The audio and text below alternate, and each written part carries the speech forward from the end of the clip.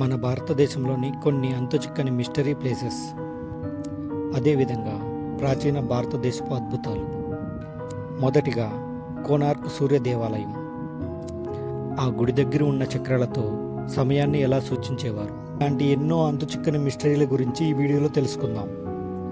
మొదటిగా కోనార్క్ సూర్య దేవాలయంలో చక్రాలను ఉపయోగించి సమయాన్ని ఎలా లెక్కించారు? ఇది ప్రాచీన భారతదేశ శాస్త్ర సాంకేతిక నైపుణ్యాలకు మరియు శిల్పకళకు ఒక అద్భుతమైన ఉదాహరణ. ఈ చక్రాలు కేవలం అలంకరణ కోసం మాత్రమే కాదు, ఇవి ఖచ్చితమైన సమయాన్ని చూపే సూర్య గడియారాలు. వీటి ద్వారా అప్పట్లో సమయాన్ని ఎలా కనుగొనేవారో చూద్దాం.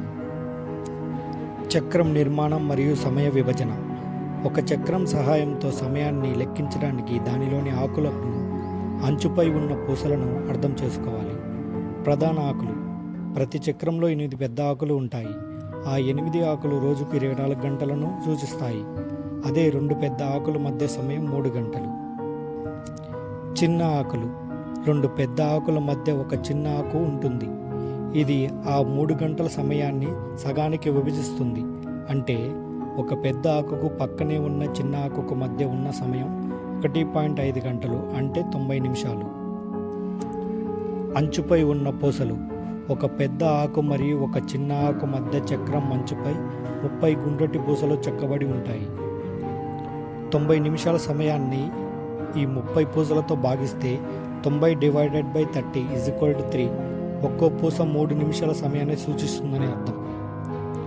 సూర్యుని నీడతో సమయాన్ని లెక్కించే విధానం. సమయానికి చూడటానికి మీరు ఒక పెన్నును లేదా వేలును చక్రం మధ్యలో ఇరుసు లేదా నాభి దగ్గర ఉంచాలి. నీడను గమనించండి. మీరు మధ్యలో ఉంచిన వేలు లేదా పెన్ను యొక్క నీడ చక్రం అంచున ఎక్కడ పడుతుందో గమనించాలి. అపసవ్య దిశ, యాంటీ క్లాక్వైజ్. ఈ చక్రంపై సమయాన్ని అపసవ్య దిశలో ఎడమ నుండి లెక్కించాలి. పై భాగంలో నిటారుగా ఉన్న పెద్ద ఆకు ఉదయం 6 గంటలను సూచిస్తుంది, సూర్యోదయ సమయం. సమయ గణన.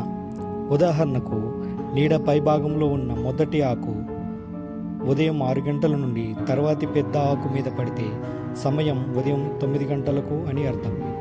ఒకవేళ నీడ రెండవ పెద్ద ఆకును 9 గంటలు ఉదయం దాటి చిన్న ఆకుకు ముందు ఉన్న 5వ పూస మీద పడింది అనుకుందాం. అప్పుడు సమయం ఉదయం 9 గంటలకు = 9 గంటల 15 నిమిషాలు. ఈ విధంగా కేవలం సూర్యుని నీడ ఆధారంగా నిమిషాలతో సహా సమయాన్ని చాలా ఖచ్చితంగా లెక్కించవచ్చు. రాత్రిపూట కూడా చంద్రుని వెలుతురు ఆధారంగా ఈ చక్రాలతో సమయాన్ని సూచేవారని చరిత్రకారులు చెబుతున్నారు.